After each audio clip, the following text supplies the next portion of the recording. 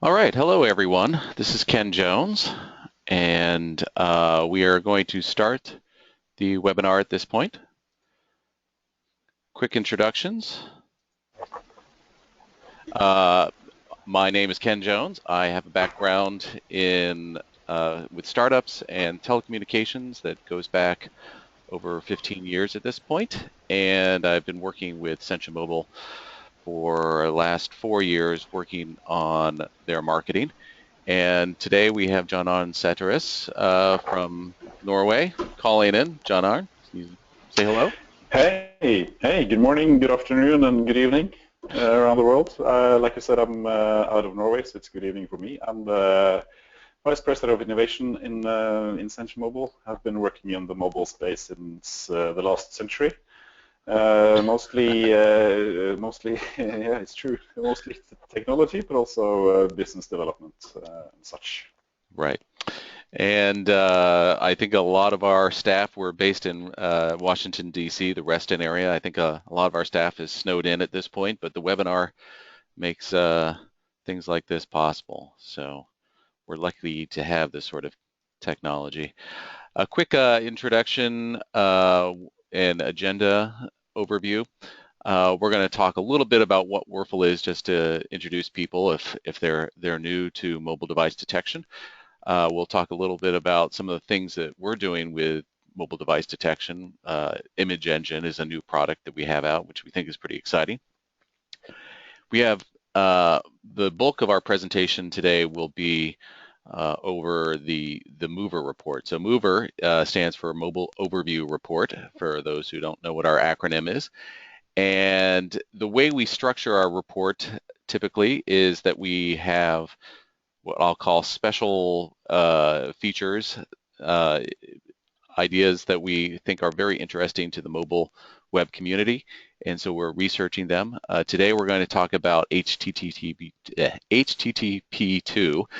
and some of the readiness that we're seeing out in the market for this new technology. We're also going to talk about the mobile device usage during the holiday season and how it impacts the e-commerce players. Some very interesting information there.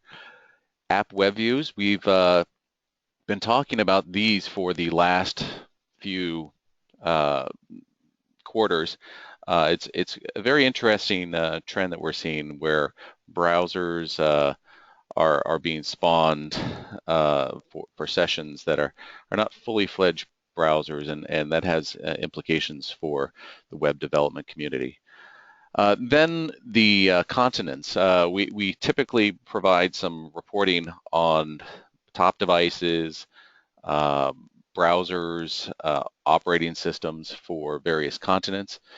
We will go over that again, but this time I'm going to take a quick sideline to give you a walkthrough of the MOVR visualization tool that you can get in real time online from us at our website.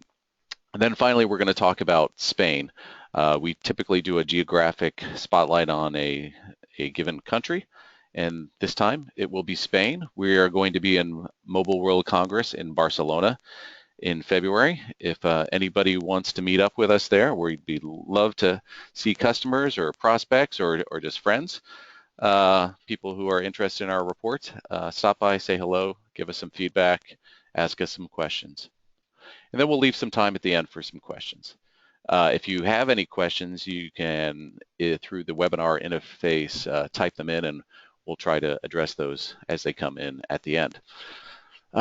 Give you a quick overview of what device detection is and device intelligence and what problems it can solve. Typically, what we see is that there are about three major problem areas out there. Poor mobile experience, user experience, that when you're bringing up a website on your mobile browser, you can't always predict or how it's going to be displayed, and you want more control over that. The other issue is you might have very slow loading images. Images make up and pictures make up a huge proportion of the payload of any website, and often they aren't optimized for mobile devices. You don't really need a full desktop size image when you're looking at it on a smartphone. So that tends to drive slower loading, slower downloads. Then finally, just the need for mobile measurements, knowing how your mobile subscribers are behaving on your website. Are they having a good experience? Are they abandoning the website? These are all things that you can better control and better analyze with mobile device detection. And we provide a number of different tools to do targeted advertising, adjustments of size and navigation for different devices, image optimization, and then analytics. All of these can be found through ScientiaMobile's Warful and Image Engine products. One of the things that we're doing is the Image Engine. Just a quick idea here is that we've got a WordPress plugin now for our Image Engine product. So Image Engine is the combination of really kind of three different capabilities. One is our mobile device detection that is well known and well established through our Warful products. What we've done is we've combined that with image resizing and file optimization. And so we can take full desktop size images that you point to, and we can resize them, put them in the optimal format, and typically get about a 60% reduction in the payload, and that means the load time for any image and any website. And then finally, we cache those results and deliver them through a content delivery network type capabilities. So we've had this product out there for the last couple of months. It's been getting great attention, and we continue to innovate. We've put a WordPress plugin out there for the 70 million users of WordPress. So on to the report. One of the emerging technologies out there is HTTP2. I'll let John Arne explain exactly what it is, but what we're seeing is that there's several elements here that you have to be ready for it to have a HTTP2 session. One is the browser, but underlying the browser, there's iOS issues. I mean, there's operating system issues that you have to be ready to deal with HTTP2. And then finally, the server has to be operating and serving up HTTP2 sessions. And all three of those have to come together. And what we've done here is shown the browser readiness. If you look at the mobile browsers that are out there and being used, a large percentage of the traffic that we're seeing is coming from browsers that are HTTP2 ready. On the flip side, the servers are kind of trailing at this point. We've got some information here from W3Techs that they track some of the server readiness, and they're seeing about 6% of servers are serving up HTTP2 traffic.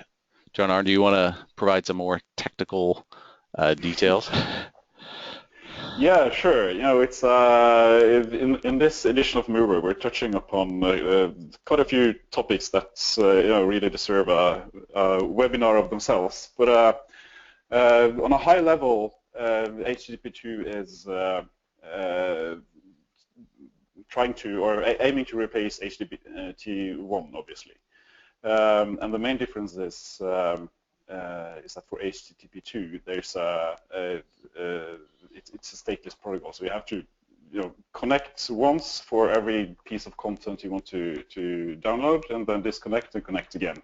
Simply put, with HTTP2, we can call it stream multiple resources on the same connection, so we don't have to spend time and resources on connecting and disconnecting when downloading content. So just by plugging in HTTP2, starting to use HTTP2, it's likely to have a performance gain from 10, 15, 20% just by starting to use it. And then you can, of course, optimize how HTTP2 behaves. Uh,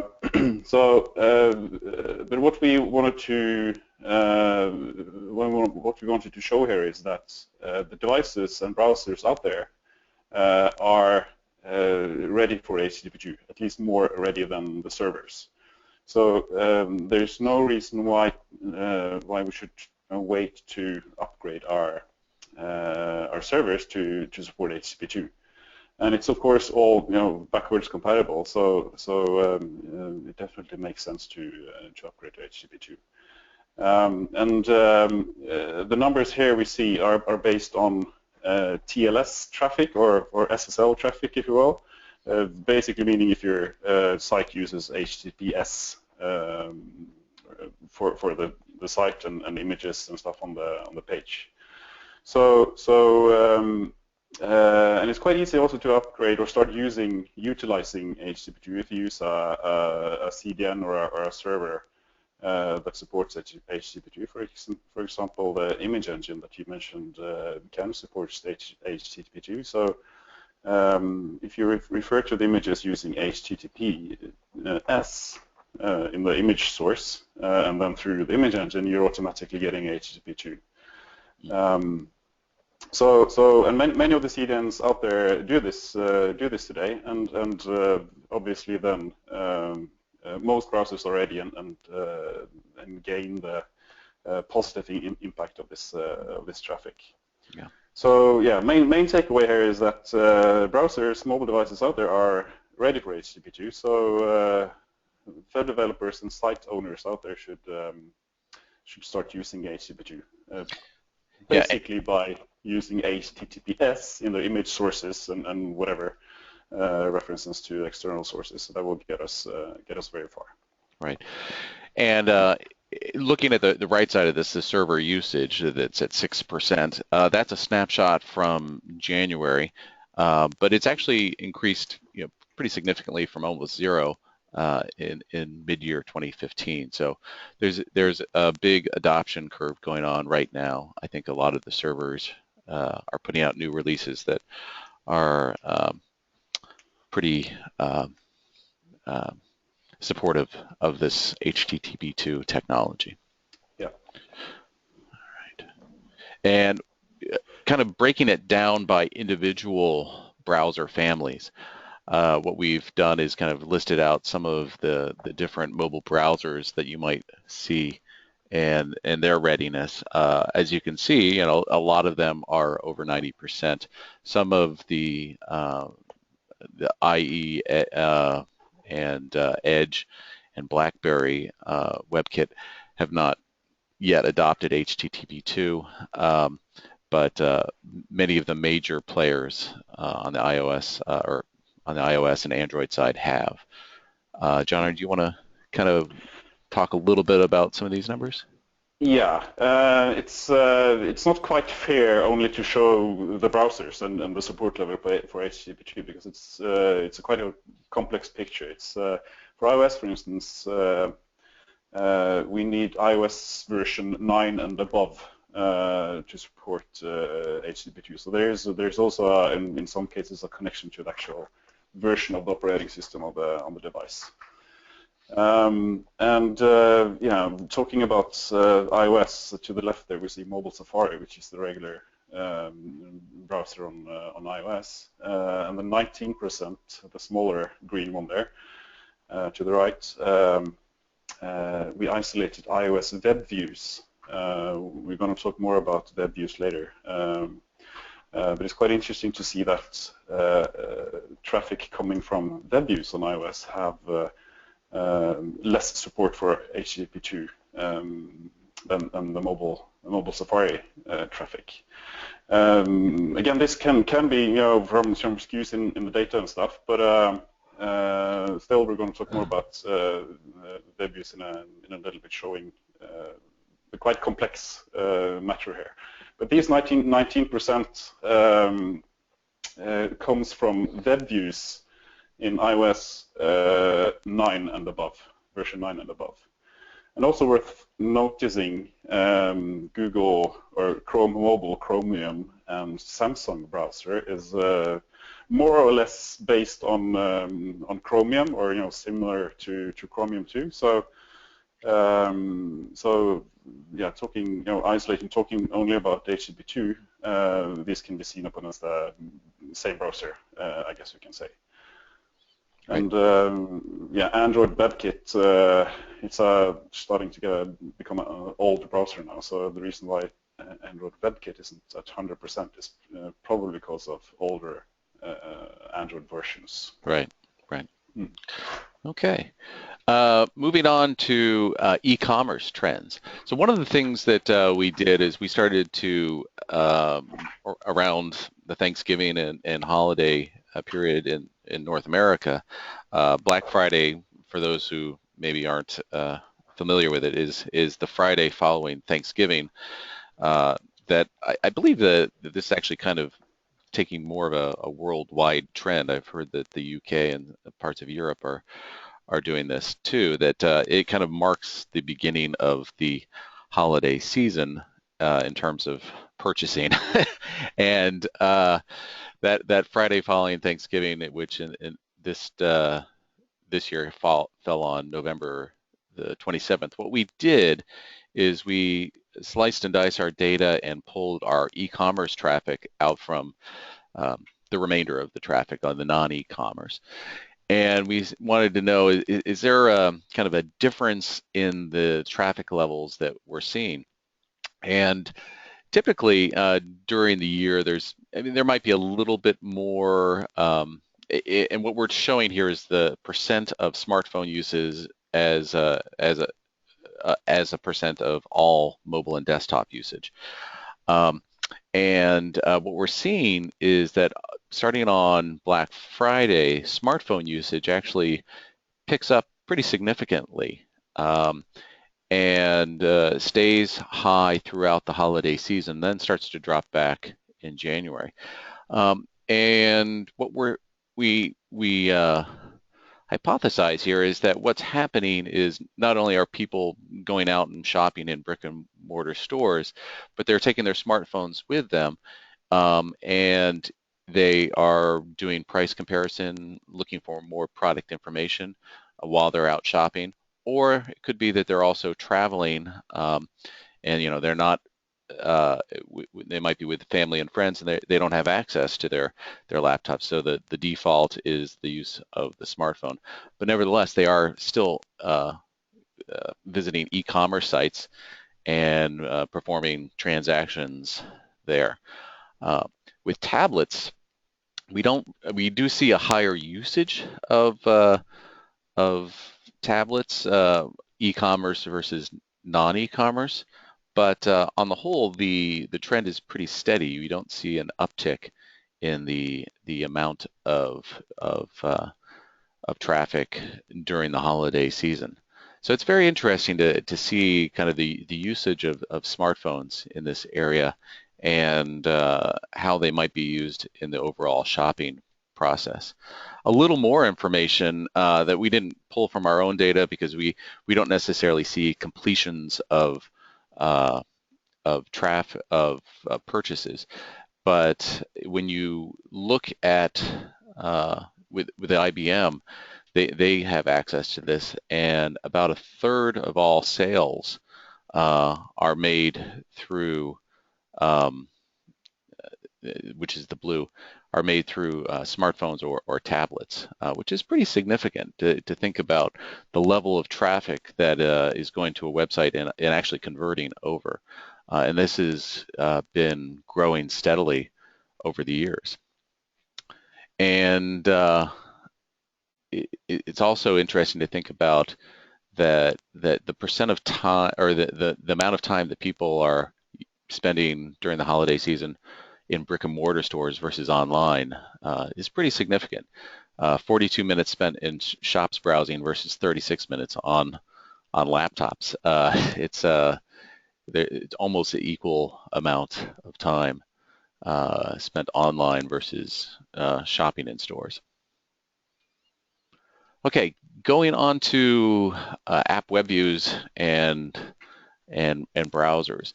What we wanted to do here is kind of break down the browser traffic that we're seeing into some of its component parts. And we've done this for Android and iOS separately. And there's a good amount of app web view traffic, but we want to kind of show you the methodology that we had to drill down and isolate some of this. So John, do you want to kind of walk through kind of what we're considering stock versus non-stock, and also how we're getting to the app web view portion of this? Sure. So yeah, first, why is this important? Why is it important to know whether you're coming from call it a real browser versus a web view, sort of an inline or embedded web browser inside an application such as Facebook? There are differences, mainly related to performance and access to browser APIs. For instance, full screen API, file system APIs, device orientation, WebGL, and so on. So it might make sense, depending on your page, on your site, it might make sense to adapt or optimize your site to web views too. So on a general level, we can say that web view traffic accounts for around 50%-ish of all the web page accesses we see. And now looking at Android, we see that stock browsers, as we call them, accounts for 42%. And stock browser, we mean basically Chrome or Android WebKit. Defining a stock browser on Android isn't that easy, because the vendors, or the OEMs, basically can decide whatever browser they'd like to have on the device.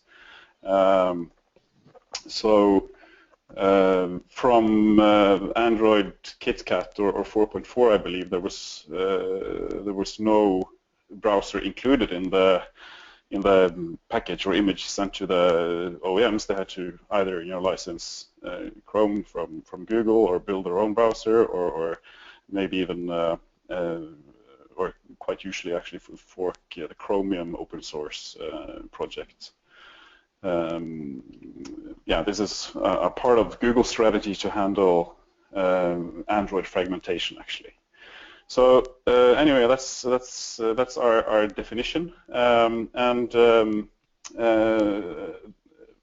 of the non-stock browsers, 67% comes from a classic web view, which again is this inline web browser, if you will, inside an application. And most of that is coming from Facebook, which is pretty interesting in itself. The third-party browsers, at 33% of the non-stock browsers that we see, is mostly Samsung, the Samsung browser, as it's called, and that's a story in itself. Most of these browsers are Chromium based. So we can say that it's actually a Chrome browser, but some of them are also Android WebKit based, depending on which device and how old the device is, and so on and so on. So it's quite a complex area to dive into, but it's on a high level here. The important part is that the web traffic doesn't necessarily come from the web browser application on the phone. It's not enough to know that, or know that this is an Android or whatever. We need to actually pay more attention to the browsing environment. It might actually be inside Facebook, which has a totally different user experience. And yeah, moving on to iOS, the landscape is slightly more or easier to understand. Stock browser is pretty easy to define. It's the mobile Safari, the Safari application on the device. which accounts for more than half of all the traffic. And we see the same thing here with Facebook. Most of the web view traffic is actually coming from Facebook. Third-party browsers here are also based on the same web view component as the Facebook application, and this is mostly Chrome for Safari, Chrome for iOS. Sorry. That's the name is the only is the only thing that's similar between the two browsers, because the Chrome on iOS actually use the same web view as any other native application on iOS. Yeah, the Chrome browser will have poorer performance, load time, and rendering performance, and so on than the stock iOS Safari browser. All right. Okay. I'm going to move on here to our comparison of continents. If you have any questions about the things we've just been talking about, remember to use your interface with the webinar and submit them, and we'll try to get to them at the end. Just to give you a quick overview, we are actually offering the MOVR visualization capability to people online these days. So you don't have to necessarily wait for us to come out with our MOVR quarterly report. We do have real-time offerings here. So when you go to the MOVR report, where you typically download the report or the infographic or get your source data, there's also a box over here on the right where you can try our MOVR visualization tool. When you click on that, it will take you to this page, and we recommend that you log in and get a registered account in order to get full access to this tool. So what you can do is, let me show you how to, for example, get the top devices.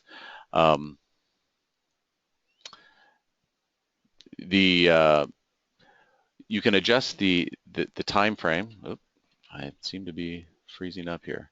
There we go. Maybe that's not going to work. You can adjust the time frame. Oop. Oh, that's what happened. I didn't log in. Hold on.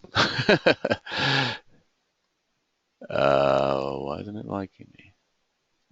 All right. Well, tell you what, we're going to go back back to our normal report.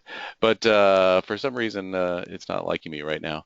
But you can see all the different capabilities. You can see device, form factor, manufacturer, operating system, and you can see them in a couple of different layouts. You can have the pie charts. You can have trend lines that show the dates across, and you can also export this information or as a CSV or take a URL snapshot of the image that you're seeing, so that you can embed it or share it with others easily. The top smartphones, let's take a look at this. It's interesting to see that we have 24 devices on this list. So you could have a total of 60 devices if every continent had their own top 10. But there's a lot of overlap and consolidation of tastes here. And we come up with 24 top devices across 6 continents. And the most popular is the iPhone 6 at this stage. We're starting to see that the 6S has entered on here.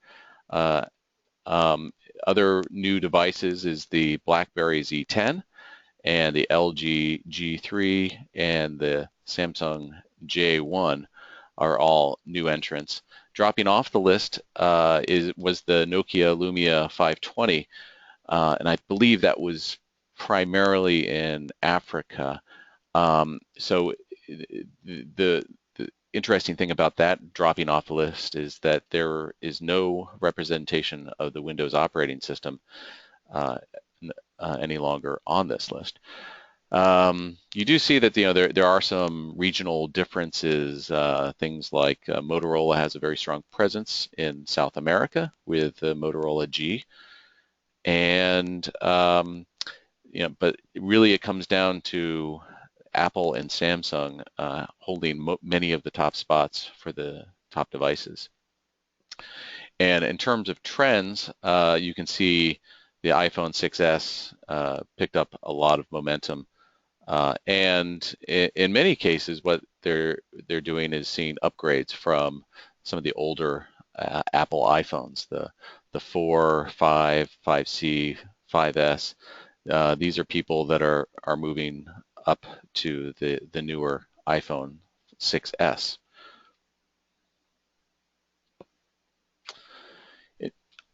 Moving over to tablets, the iPad family really dominates worldwide. I won't get into that in great detail, giving you the highlights of the reports. If you want to see more, you can download.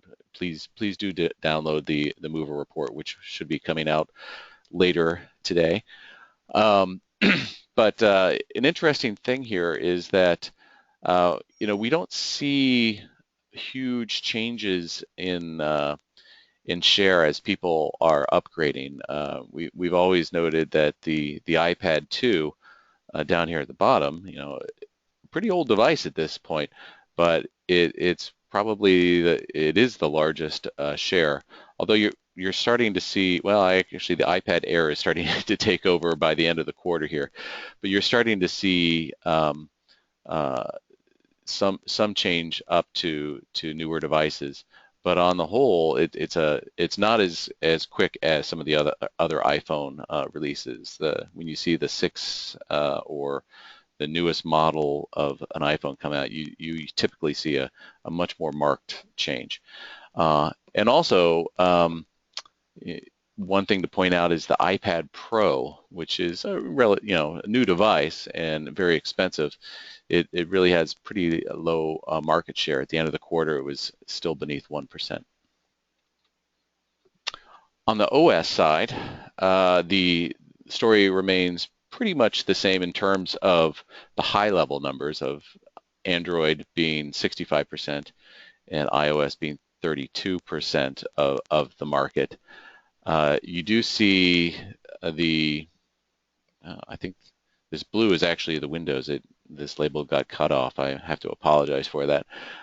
Windows operating system is still on here, but a pretty small portion. Likewise, the other things like BlackBerry are out there, but they account for a smaller and smaller part of the equation. We are seeing a lot of probably the interesting thing is the changes in trends. The iPhone 5 had a slow start, but has picked up a lot of momentum. 5 and 5.1 are taking up a bigger share, 28% in Q4. And that's starting to edge out the 4.4, which was one of the largest and most popular versions of iOS for the longest time.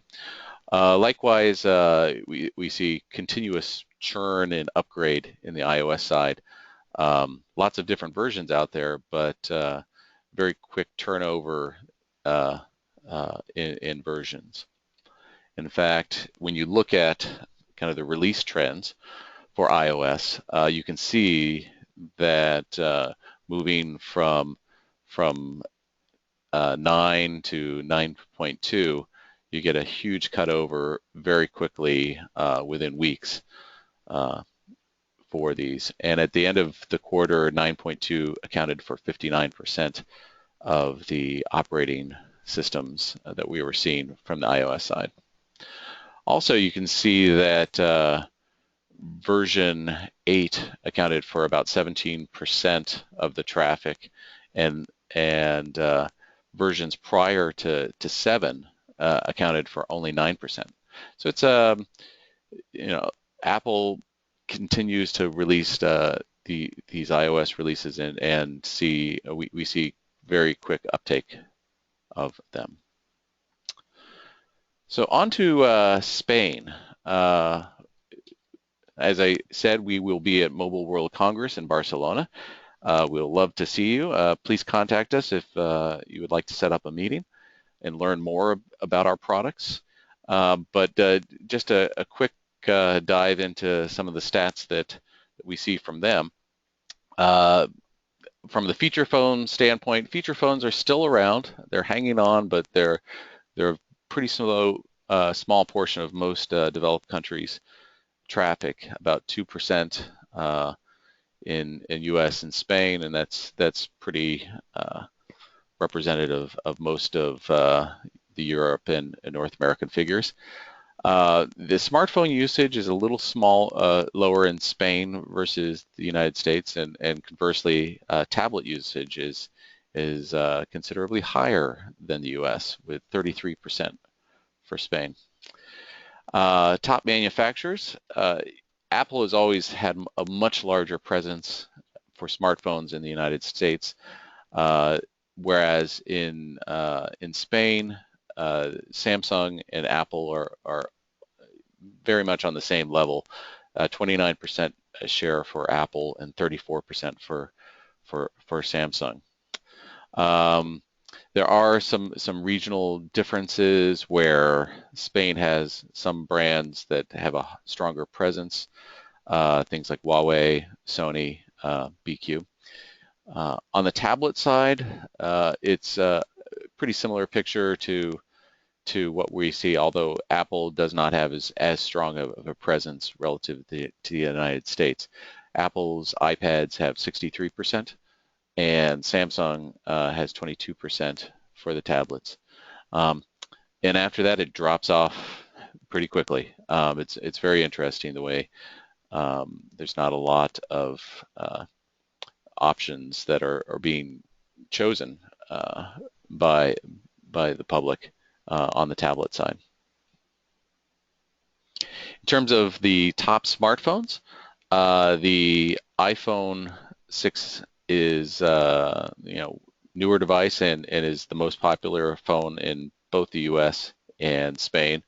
But there's probably not as much consolidation in the top 10 as in Spain versus the United States. If you look at the blue figures here, they tend to be relatively lower and more distributed. There's not as much consolidation of taste. But many of the same players, you see some variation, but the iPhone and the Samsung phones are kind of the phones that are across both of these countries. And likewise, in the Spanish market, the tablets, the iPad 2 is still the most popular device, but not as much as in the United States, where 17% of tablets are iPad 2s. And another interesting thing is that the Kindle actually has a relatively large presence in Spain, or well, Spain and the United States. You got the HDX and HD7 that are making a show. On the smartphone side, or in terms of the operating system, just like the manufacturers, you see that Apple does not have as large of a presence in Spain. Most of it, 72% of the market is Android driven.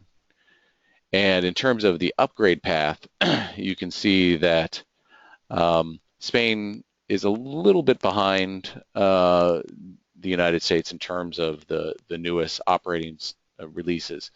The 5 on the Android side, the 5.0 and the 5.1 have much higher adoption. If you combine these two, it's 61% and relative to 39% in Spain.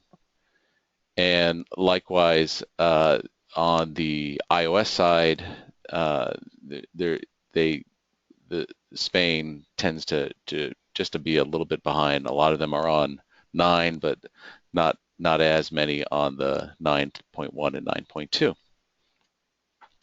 Then finally, the mobile network operator usage. We can gauge, the percent of traffic that we're seeing via a mobile network operator versus Wi-Fi or a landline usage. Well, probably Wi-Fi in most cases. Um, the peak for the United States is around 2 p.m. and peaks at 47%. Spain actually is significantly lower at 24%. And I don't necessarily have a explanation for that. We looked at some of the pricing plans over there, and they didn't necessarily penalize people. It could just be that there's much higher usage of Wi-Fi hotspots in the Spanish market, and a preference for those over a mobile network connection. So that's the MOVR report for 2015 Q4. As I said, we're going to be putting the full report out later today. When you go to our website, you should be able to download it. We'll send a mailing out to everybody announcing the availability of that. Another thing you should know, if you'd like this sort of information and you have your own website, you can run this sort of analysis using probably the best tool for it is our Warful Insight. And what we've started to do is provide plugin modules for various business analytic tools, Splunk, Talent, Informatica, IBM DataStage, and Tableau among them. And so if you already have these sort of business intelligence tools and you have your weblogs, we can help enhance those weblogs, append Warful capabilities to them, and provide you with the sort of intelligence for your own website. All right. I'm going to stop for a second here and see if there are any questions. If you guys want to type them in, we'll give a couple of minutes here. John Arn, do you have anything you want to add at this stage? Are you? Yeah, well, we can mention that we also released the source data that we used for most of the charts that we've seen now in JSON format or CSV format. They will also be available for download from our webpage later today. Right. So based on that, you can build your own reports, combine data, and so on and so on. So that's a nice feature. Okay. And other than that, I have a feeling that we need to write a blog post or something about both HTTP2 actually and the web views and the impact the high amount of web view traffic to web pages actually has on performance and usability and all that. So that might be just around the corner. Not today, but just around the corner. Yeah. And actually, let me. I realize now I was trying to log in with my wrong account. So let me give a quick overview of MOVR visualization. It was working. So you can go ahead and select using the slider bar or the start date and the end date. But as you can see, we actually have some very recent information here. So we could actually look at the first quarter or the first part of January to see what the top devices are. You can apply this range, and you can look at top devices.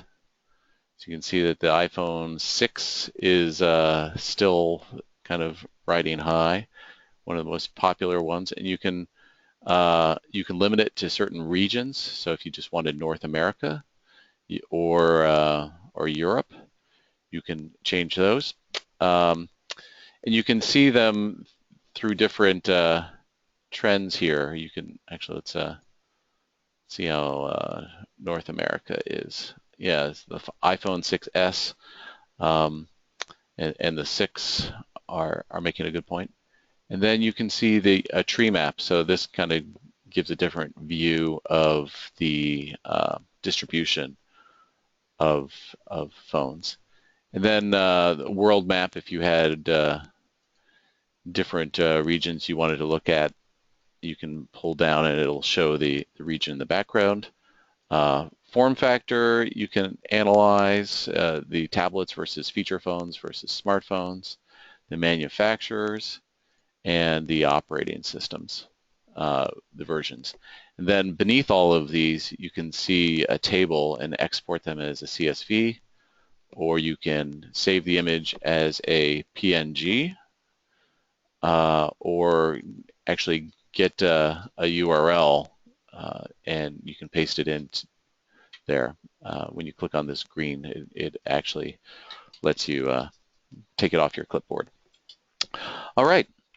Let's see. I'm not seeing any questions. Maybe I'm wrong about that. But No, me neither.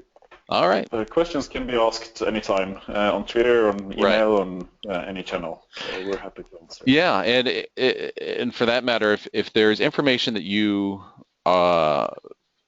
find useful, let us know what it is, because we're probably going to, as this tool, the MOVR visualization tool becomes more accepted, we're probably going to shorten the report and just let people get the information online. We'll still keep doing these webinars.